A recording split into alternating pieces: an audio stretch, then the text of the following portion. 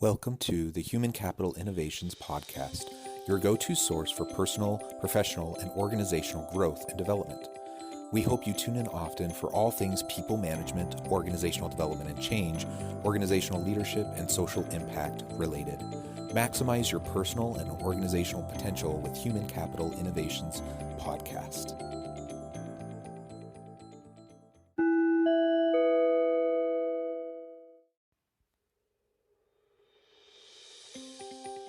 Welcome to the Human Capital Innovations Podcast.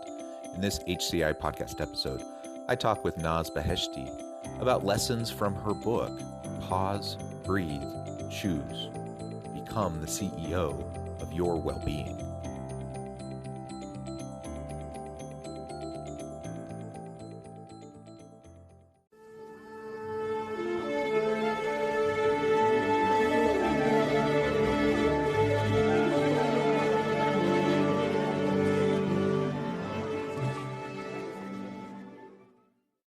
Naz Beheshti, welcome to the Human Capital Innovations Podcast. Thank you for having me, John.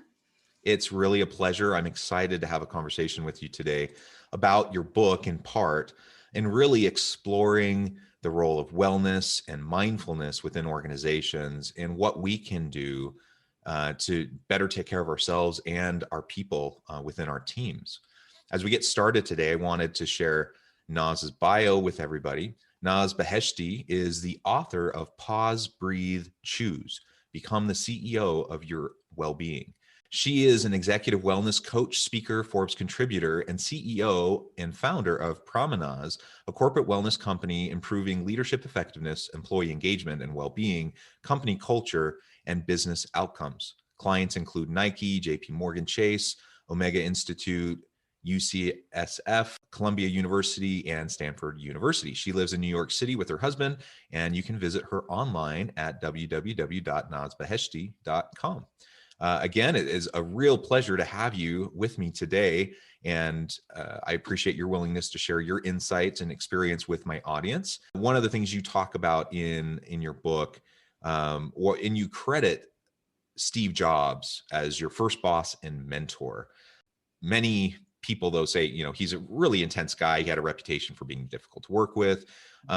Maybe you could talk a little bit about your early career, Steve Jobs as a mentor, how you connected and interacted with him, and how that experience inspired you to write your book. Sure. So Steve was my first boss and mentor right out of college. I got my job as his executive assistant at Apple, which at the time didn't realize how influential and impactful it would be for the rest of my career, because it was my first job. I had nothing to compare it to. And at the time I was just, doing my job and supporting Steve and, loving it, but also really stressed. He was a very intense man, and with good reason.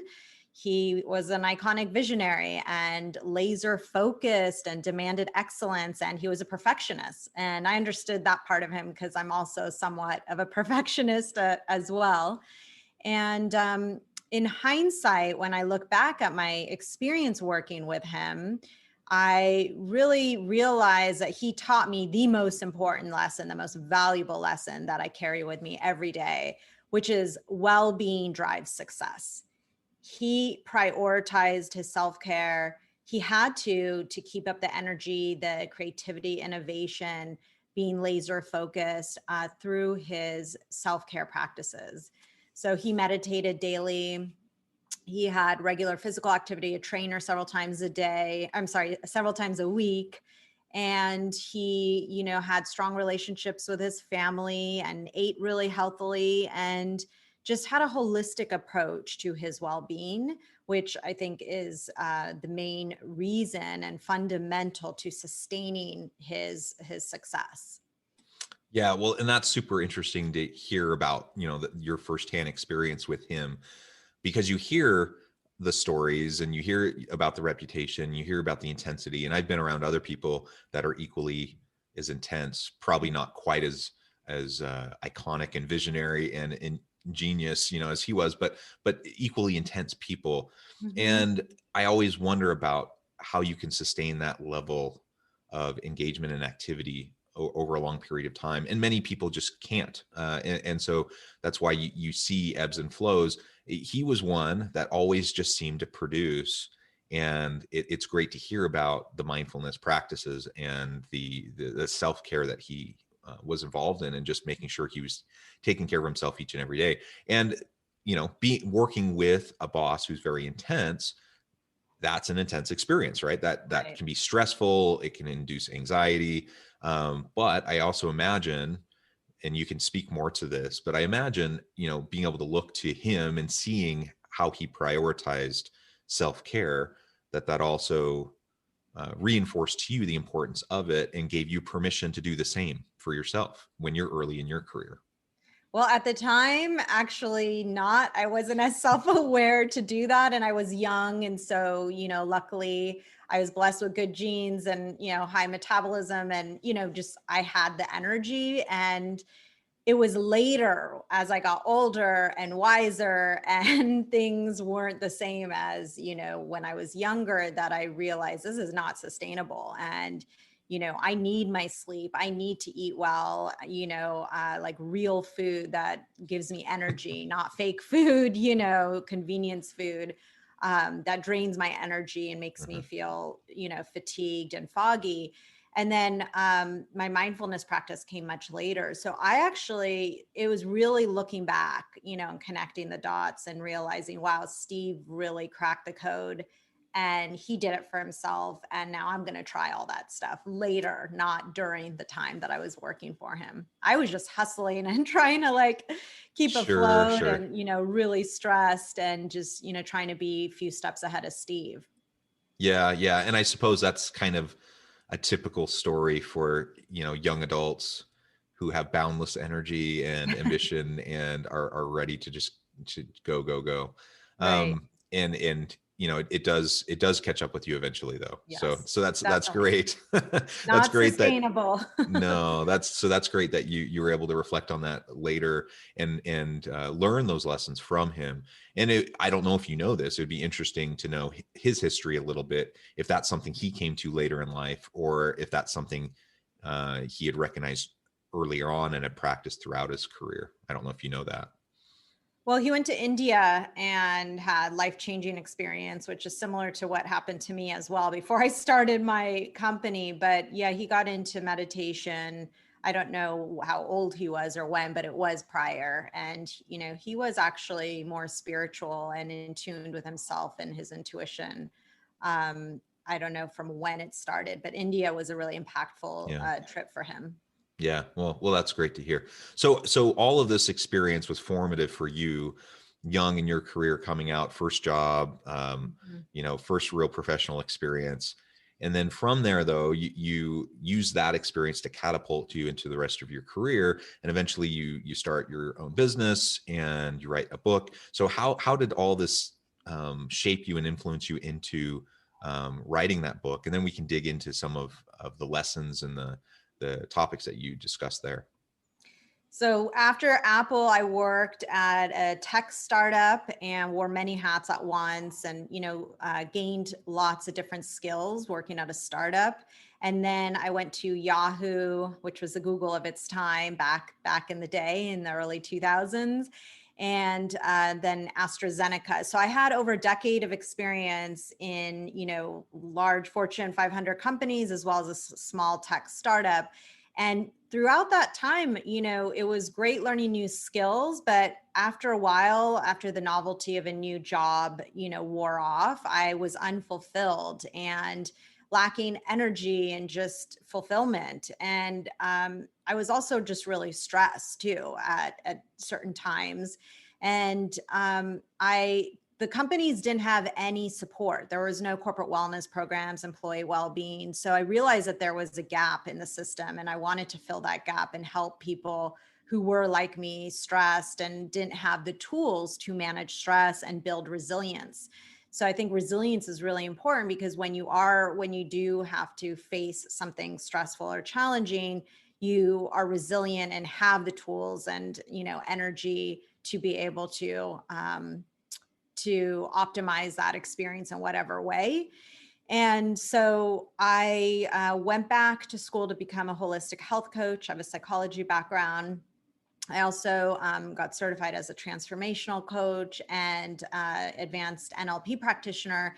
And I was in school, or I'm sorry, I was in school and work at the same time, eventually wanting to start my own business. But before I did that, I saved up all my vacation from AstraZeneca and took a month off, and actually 6 weeks off, and went to India. And it was a life changing experience, that trip. And the day I came back, I had some very meaningful encounters with some, monks, and then the Dalai Lama for a few days. I spent at his residence for a 5-day teaching.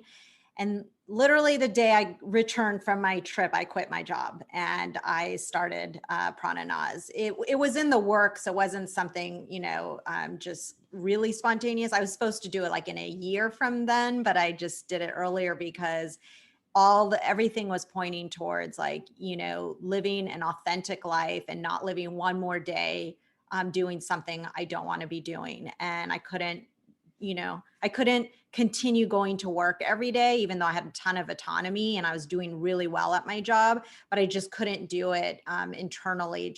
I needed to, break free from the golden handcuffs, as they called it, and get out of my comfort zone and do what I was meant to be doing. So that's when I started Prana Naz, which is a corporate wellness company, and do executive wellness coaching. And I truly love what I do and finally have found my purpose and passion.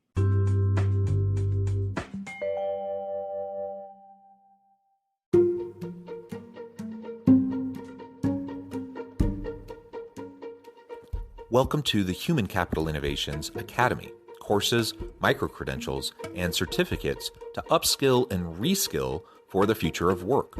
All HCI Academy courses, micro-credentials, and certificates are designed, developed, and delivered by award-winning and internationally renowned scholars, educators, thought leaders, executives, and practitioners. Our courses, micro-credentials, and certificates will help you make your mark on the future of work and make an immediate impact in your organizations. Check out the HCI Academy and our many course offerings and certificates to upskill and reskill for the future of work.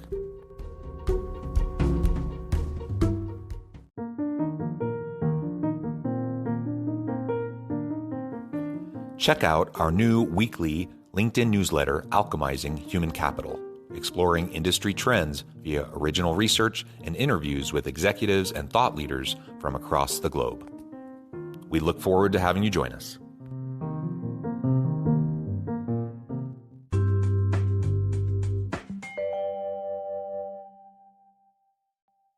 We all go through that kind of a journey where we're trying to learn about ourselves and figure out the right path for us. Mm-hmm. And I think, some people are really lucky to tap into that really early on. But most of us kind of zigzag and we do all sorts of things, right? And ultimately we have to have some of those bad experiences, or not even bad experiences, but we just have to have those experiences to then learn more about ourselves and understand Mm-hmm. what drives us and what connects us and what is sustainable for us. And so I'm sure all the jobs you had that looking back now, you're like, oh, that wasn't a good fit for me. I'm sure it was a perfectly good fit for plenty of other people, but Mm-hmm. for you, it wasn't. And I felt the same way throughout my career as I've been involved in different roles. And it's not that I'm not capable. It's not that I'm not as equally skilled or competent as somebody else. It just wasn't for me. Like it wasn't a good fit, and it was draining rather than invigorating, and I wasn't excited about doing it. And so finding that thing, that passion, that purpose, ultimately, I think that's what we need to try to do. And there's no shame, in doing something that maybe isn't your favorite job to provide for your family. And if there's honor in all sorts of work, don't get me wrong, but if we are privileged enough to have the opportunity to chase our dreams and our passions, then we should, because it's going to lead to far more fulfilling life, and we're going to be able to impact and help so many people in the process. Absolutely. And just to add, I don't actually regret any of the jobs I had, even though it wasn't the right fit long term. I actually was really excited about all of them in the beginning. If not, I would have never done it, Sure. So I learned a lot, and all of the skills I learned and the experiences and the people I met have actually, they're interconnected with what I do today. I mean, just going to doctor's offices every day as a pharmaceutical sales rep, I learned that there's, again, a huge wellness gap that, most of office visits are stress related, and the doctors don't have the time to get to the root of the stress. They prescribe something or say, come back to me at this time after doing this, but they can't like sit there, and they just don't have the time. They're not a coach, they're a doctor. Yeah. So that's where I kind of also filled that gap of helping people manage their stress and really coach them and develop new healthy habits that are personalized for them. Yeah, that's great. And so let's dive into your book a little bit more. I love the title: Pause, Breathe, Choose, Become the CEO of Your Well-Being. Um, the pause, breathe, choose, connecting to mindfulness and wellness, that makes so much sense. But I really love the subtitle to your book: Becoming the CEO of Your Own Well-Being. Maybe you can talk to that a little bit, why you chose that subtitle and how that fits into your paradigm and framing of the work that you do. Well, I always think about becoming the CEO of your well-being because it's really about taking charge of your life, and well-being in a holistic sense of the word is being well in all areas of your life. It's not just about, fitness and nutrition, where a lot of people think that that's all health is, but well-being is that broader topic and feeling of being happy and energized and healthy and prosperous, and just showing up as your best self in all areas of your life. And when I say, the CEO of your well-being, I encourage readers and people to think of their well-being as like a company they run. And so when, you're promoting good mental, emotional, physical, environmental, professional, and just overall emotional well-being, you are allowing all those different departments in your company to run well and smoothly. But as a CEO, you are, in charge of making all the right choices for all those departments of your life to be running smoothly. And so, asking yourself, are you operating or performing at the top of your game and like feeling happy and socially connected and purposeful? And how are all these departments running, and constantly checking in with that?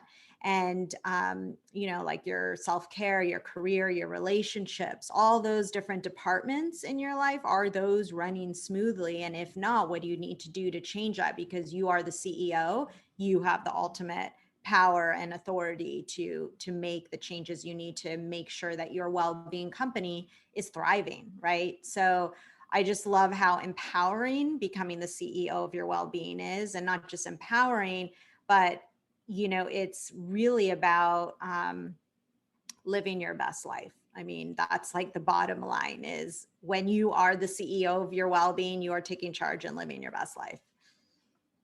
Yeah, I really love that. And it is a really powerful framing, because, life is tough, life is messy, and there's all these external pressures and constraints that are placed upon us. And so within our sphere of influence, we have all these outside pressures, and it's really, really easy to fall into the trap of just feeling like we're the victim of our circumstances. Absolutely. But framing it as, I'm my own CEO of my well-being, that puts the power back in your hands. It doesn't take away the fact that there are external pressures and constraints, and we can't, I can't magically, wave my wand and all of a sudden get rid of all the social unrest and strife and political nonsense. And those things are still going to be there, and they're still going to impact you, but you Mm-hmm. can choose how you're going to respond to them, and you can choose your daily habits, and that impact your well-being. You do have control over that, Right. even if you don't have control over everything else outside of your sphere of influence.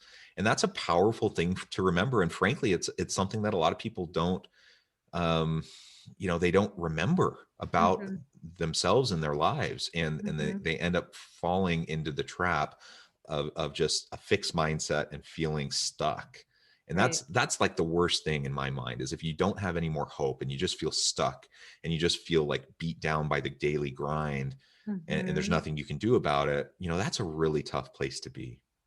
Absolutely. And that's what chronic stress is. If you're feeling that way, stuck, helpless, hopeless for more than 6 months, chronic stress is a killer stress. And that could lead to dis-ease. It could lead to suicidal ideation at worst case. I mean, it's really a terrible place to be. And right now, especially during the pandemic, I mean, we are seeing the light at the end of the tunnel finally, thankfully.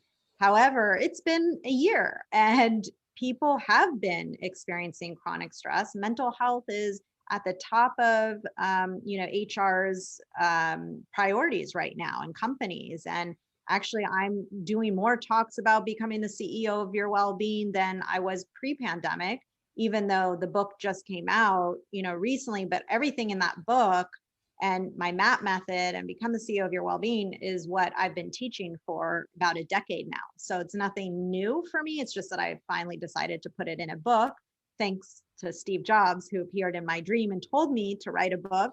But the concept, my method, all this is not new for me.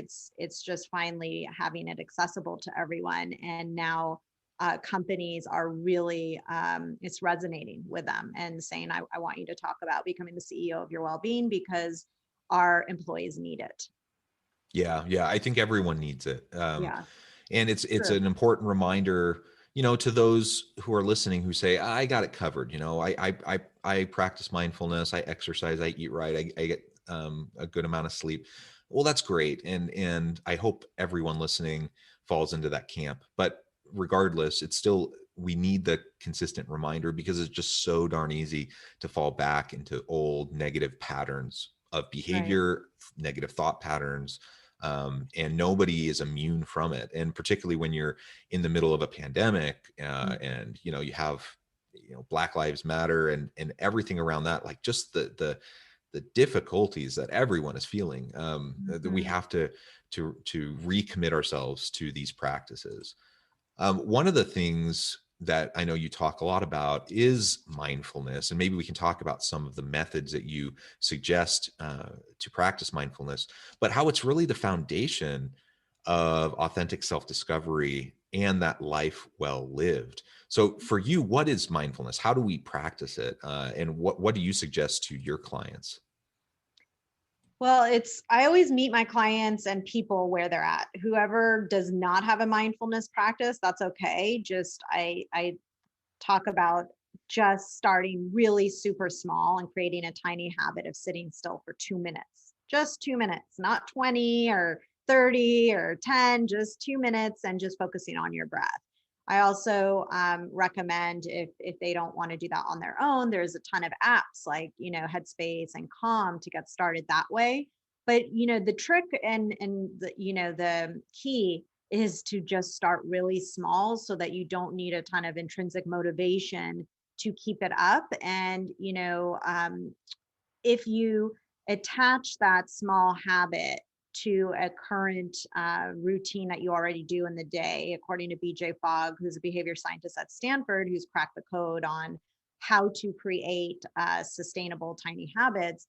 It's as simple as just like, I have this RPM method, rise, P, meditate. So it's right, I rise, I use the restroom, and right after that, I do that every single day. Right after that, I meditate. So what is one thing that our listeners can attach a new habit, whether it's meditation or something, to something they already do, whether it's brushing their teeth every morning, starting the coffee pot, whatever it is, and starting small and then building up from there. But start small is key to making it sustainable and growing from there.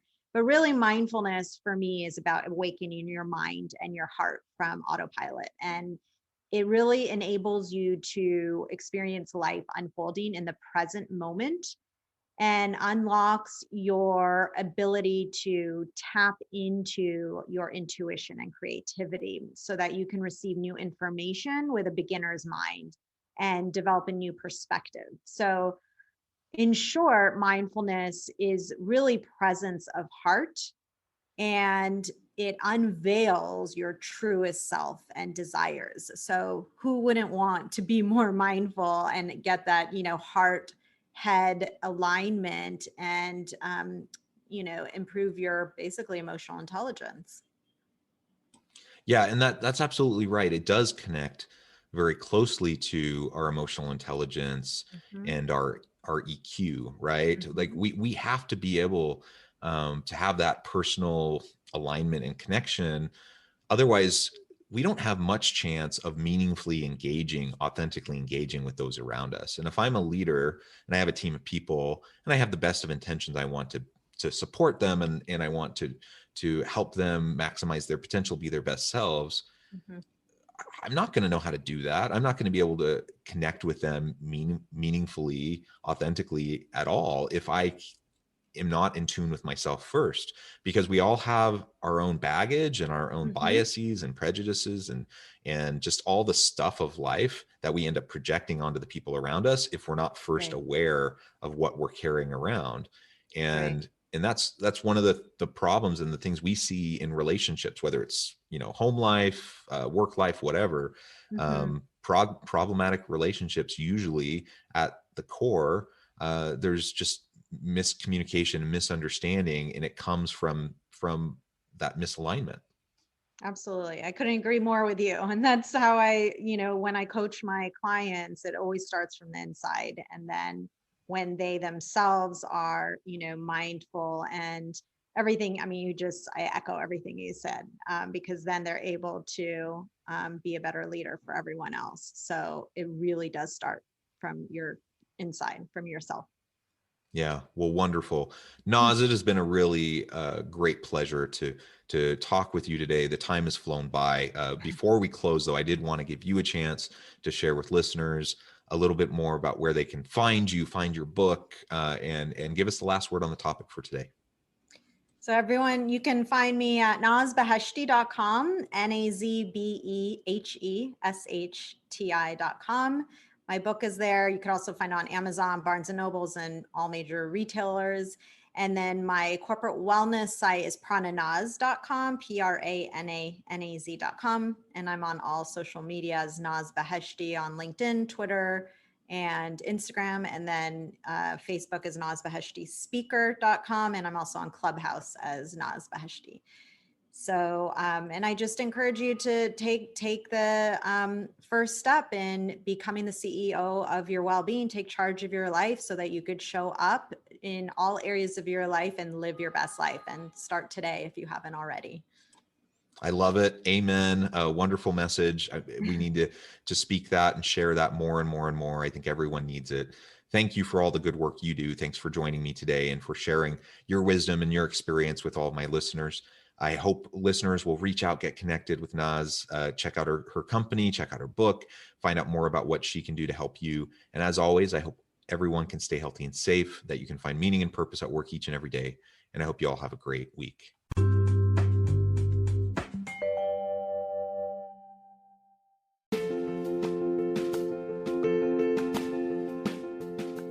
Bluer Than Indigo Leadership, the journey of becoming a truly remarkable leader. Early in my adult life, I learned about an Asian proverb that translates as bluer than indigo. If you think about the color indigo, it is a brilliant, deep, and vibrant blue, what some would call the bluest of blues. To have something that is bluer than indigo is rare and truly remarkable. Contrary to popular myth, there is no one-size-fits-all or cookie-cutter approach to effective leadership. There is no silver bullet, no secret sauce, no go-to model that will solve all of your problems. The truth is, great leaders have all had their unique strengths and flaws, and have all had to discover and then pave their own distinctive path in their life's journey to fulfill their leadership potential. Bluer Than Indigo Leadership will help you discover your own path and explore those ordinary, everyday actions that will help you respond to an uncertain future and produce extraordinary results for your individuals, teams, and organizations.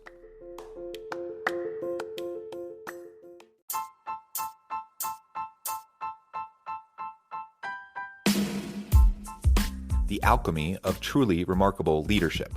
Ordinary, everyday actions that produce extraordinary results. Consider how the nature of work has shifted over the past 50 years. With increased globalization, rapid technological advancement, and the shift in economic composition, the average job of today looks very different than the average job of 50 years ago. What will the jobs and organizations of tomorrow look like?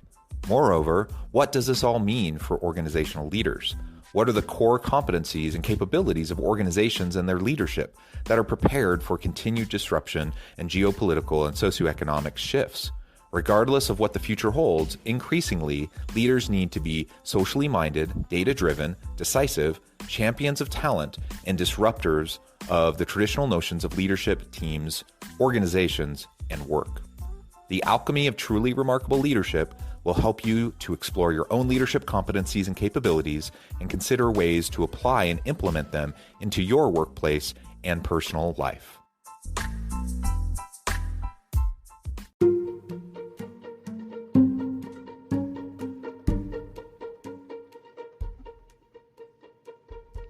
Check out Human Capital Innovations magazine, Human Capital Leadership. Human Capital Leadership is a free, interactive e-magazine with the mission to help individuals, leaders, and organizations find innovative approaches to maximize their human capital potential. We publish issues quarterly in August, November, February, and May. Take a look at the latest issue and let us know what you think.